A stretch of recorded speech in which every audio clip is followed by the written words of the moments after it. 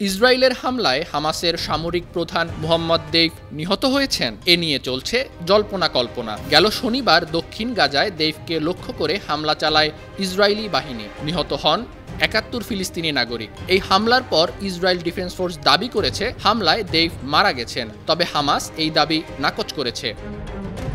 মোহাম্মদ দেইফকে বলা হয় হামাসের রহস্য মানব। জনসম্মুখে খুব কমই দেখতে পাওয়া যায় তাকে। গাজার প্রতিরোধ যোদ্ধাদের প্রধান ইয়াহিয়া সিনওয়ারের অন্যতম সহযোগী এই দেইফ। গেল ৭ অক্টোবর ইসরায়েলে হামাসের হামলার অন্যতম কারিগর বলা হয় মোহাম্মদ দেইফকে। কয়েক দশক ধরে তিনি ইসরায়েলের মোস্ট ওয়ান্টেড তালিকায় শীর্ষে রয়েছেন। এর আগে তাকে ৭ বার হত্যার চেষ্টা করা হয়েছে, তবে কোনোবারই সফল হয়নি ইসরায়েল।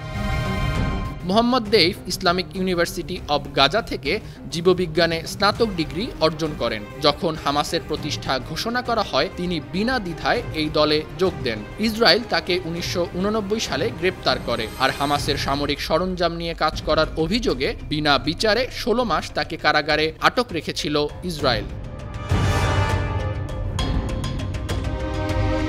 হামাসে যোগ দেওয়ার পর ৩০ বছর সংগঠনটিতে বিভিন্ন পদে দায়িত্ব পালন করেছেন মোহাম্মদ দেইফ। শেষ পর্যন্ত সামরিক প্রধানের দায়িত্ব পান। গাজায় হামাসের যে বিস্তৃত সুড়ঙ্গ রয়েছে সেগুলো গড়ে তোলার পেছনে দেইফের হাত রয়েছে। সংগঠনটির সদস্যদের বোমা বানানোয় অভিজ্ঞ করে গড়ে তুলেছেন তিনি। আত্মঘাতী বোমা হামলায় অনেক ইসরায়েলের মৃত্যুর জন্য দায়ী করা হয় এই দেইফকে। মোহাম্মদ দেইফ খুবই তীক্ষ্ণ বুদ্ধির অধিকারী। ইসরায়েলি বাহিনীর চোখ ফাঁকি দিতে এড়িয়ে চলেন আধুনিক প্রযুক্তি। জন্মের সময় দেইফের নাম ছিল মোহাম্মদ দিয়াব ইব্রাহিম আল মাসরি, কিন্তু ইসরায়েলি বিমান হামলা হতে বাঁচতে তাকে সারাক্ষণ যাযাবরের মতো জীবনযাপন করতে হয়। এ কারণে তিনি পরিচিত হয়ে ওঠেন দেইফ নামে, আরবিতে যার অর্থ অতিথি।